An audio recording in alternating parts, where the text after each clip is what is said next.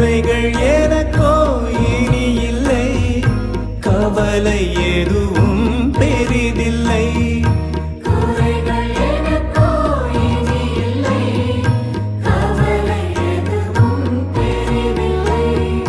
தாங்கும் தேவன் இருப்பதா,